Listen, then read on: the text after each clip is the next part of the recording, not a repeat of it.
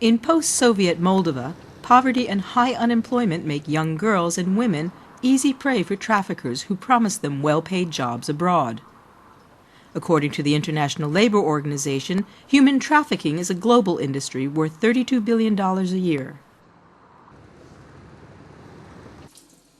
When Maria was 17, she was smuggled into Russia and forced to work on a farm. We were working in the fields from morning until evening, cut off from the world. We didn't know what day it was, what hour. We worked like this for months. Poor living conditions, no bathroom. There wasn't even a place to drink a glass of water.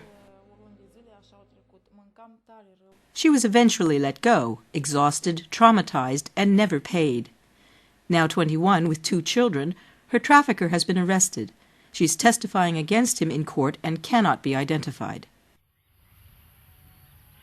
Maria's case is a typical case of trafficking for the purpose of exploitation of, for forced labor. So firstly, she's from a vulnerable family, so 4 sisters, abusive conditions, a violent brother, and the only person who tries to raise money, to earn some money for the family is their mother. So this is why she became easy prey for trafficking. The International Labor Organization is working with the Center for Prevention of Trafficking in Women and the National Employment Agency to give victims advice and training to rebuild their lives. Without an alternative, many risk being trafficked again. We realized that most of our victims of trafficking became again and again victims of trafficking for one very specific issue, that are not able to develop their own capacity to survive in our country. Victims of trafficking may get referred to the Island of Hope School, which runs courses for young people from vulnerable backgrounds. Here they can learn cooking, hairdressing, and beauty treatment skills. Courses like these can give women like Maria a second chance. I would like to learn cooking, to be able to cook for others, and they will like this and thank me for this. I hope that eventually I will be able to get a good job, to raise my family and my children, to earn my money. For now, Maria must wait for the court's verdict and hope that she finally gets the money she is owed.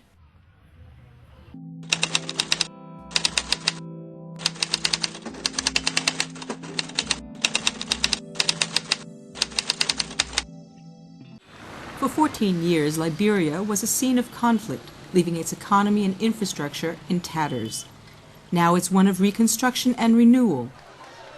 A new president, the first elected female head of state in Africa, Ellen Johnson Sirleaf, and here in Mount Barclay, a new road. The road would enable farmers to get their crops to market. They're talking about helping small businesses along the way. So that in itself will enable people to have an income. So to me, it will make a big contribution to poverty reduction. For now, the road is mostly a footpath, impassable to motorized vehicles. On the new road, more products to market mean more money for local farmers. The Dutch-funded project of the International Labor Organization is also creating much-needed jobs. For Momo Diggs, it's a chance to invest in his family's future. My job is to cut bush on the road. With the money I am earning, I want to support my children and send them to school. The construction method is labor-based and requires minimal training. Working on the road gives people the chance to enter the labor market, especially young people who have missed out on developing even basic skills because of the war. The elderly were assigned to brushing and the removal of the topsoil, but when it comes to the digging, we employ mainly the youth to do that work. The ILO and other multilateral agencies are on the ground, joining the forces of government and the private sector. Rebuilding a nation will take time, but the road ahead looks hopeful for Liberia.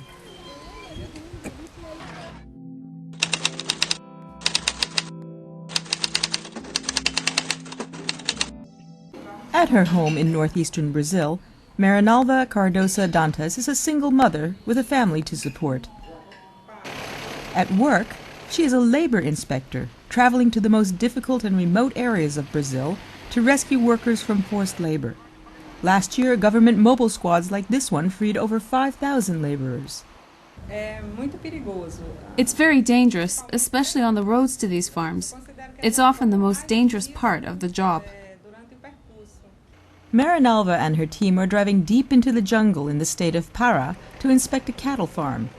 Federal police accompany them for protection. When they arrive, the farmer is nowhere to be found. Workers appear telling similar stories. They haven't been paid for their work clearing the forest. They're in debt to the farmer, living conditions are terrible, and armed guards prevent them from escaping.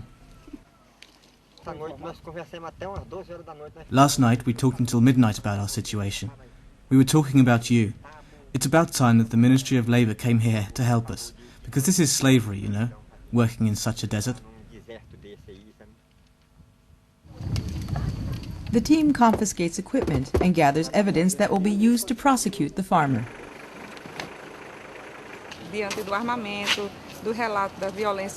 We clearly found signs of forced labor and intimidation. Although some workers said they could leave the farm, others said the managers would bring them back if they had not finished the job.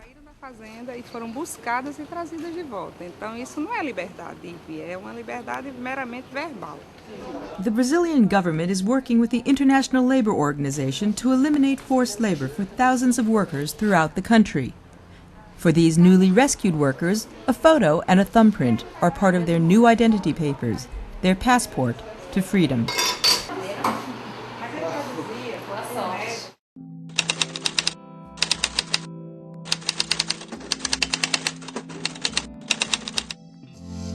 At the Factory Gates is a new soap opera and a surprise hit on Cambodian TV. Set in a garment factory in Phnom Penh, the characters entertain while they educate the audience about labor law, workers' rights, and conflict resolution. The director is not surprised at the popularity of the series.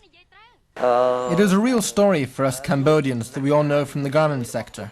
It's what inspired us to make the series. Before, no one really understood the law and how to resolve disputes according to the labor law. Now they understand what's needed for conciliation. The soap opera is one way the International Labour Organization is helping Cambodia cope with a dynamic garment sector that grew from almost nothing to an industry worth over $2 billion a year.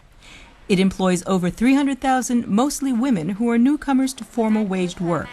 Here and throughout Asia, rapid economic growth has increased competition and changed the way people work and are employed. Cambodia has managed to stay competitive while it protects its workers. It uses ILO labor standards as the basis for garment factory monitoring systems jointly set up by the government, workers, and employers. So it puts together this package of monitoring and remediation and assistance to industry. So we're in fact providing a holistic service where we monitor compliance but also assist industry to improve its conditions and its performance. The independence of these ILO monitors has been key to the success of the program. It reassures buyers, and employers say better working conditions make workers more productive. After these changes, the factory has increased its production. This is partly due to the fact that the union now understands the provisions of the labor law. A new season of At the Factory Gates is already in production, and if viewers can't get enough of it, it might be because for them, it isn't just a soap opera, it's reality.